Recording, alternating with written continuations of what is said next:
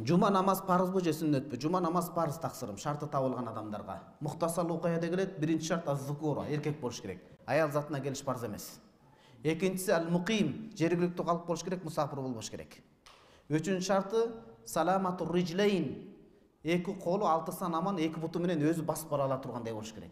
Өзү отуруп калган болсо, имам Абу Ханифаны карасаңыз, бирөөдөн суранганды жаман көрөт да. Өзү буту ооруп баса албай турган болсо, жардамчы балдары болсо деле ага парыз эмес дейт. Эки шакирти имам Айсу Мухаммад жардамчыларды тапса, бул атасы да барыш милдет болот дейт. Имам Абу Ханифа айтат, балдарына да жаман көрүнүп калбасын. Алып барса жакшы, болбосо милдет эмес деп айтат. Карасаңыз, анан имамдан башка 2-3 адам болуш керек жок дегенде. Ошол жамаат байланыш үчүн. Ошондой шарттар табыла турган болсо, жума намаз парыз, сүннөт эмес. Барбай койсоңуз күнөөкөр болосуз.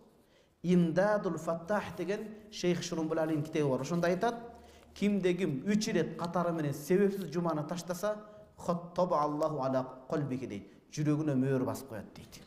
3 ирет себепсиз калтырып койсо. Бизде американ сааты менен таң аткан болуп калат, уйкуну күтүп көргөн, эртең менен багында жумага уктап калган бол. УФСнин боюн көрөм деп атып. Же аламан улакка даярданам деп атын жүрүп жумага уктап калган бол. Ошентип 3 жолу кайталаса жүрөгүнө мөөр басылат дейт. Алымдар ошо Шейх Шурумбул Али түшүндүрөт. Мөөр басат деген эмне десе, жүрөгү жакшылык кылууну каалабай калат экен. Баягы капырлардын, мушриктердин жүрөгүнө Аллах Таала мөөр басып коет дейт го. Мөөр басып коет деген эми операция кылып караганда таза эле окшош эле жүрөк болуп атат. Кандай десе, жок, бизге көрүнбөй турган бир мөөр басат, ал эзели жакшылык кылгысы келбей калат экен. Кылайын деген ою жок болуп калат деген сөз да, мындайча айтканда. Кудай сактасын. Бул парыз.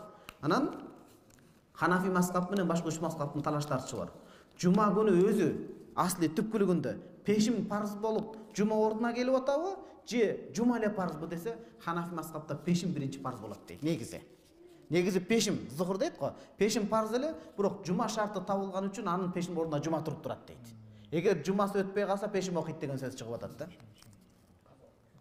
Ошондой газ окуйт деген сөз чыгып атат. Түшүнүктүбү? А башкаларда жума парыз болот. Анан жуманын фазилети чоң аябай. Жума сүннөт эмес, таксырым. Шарты табылган болсо.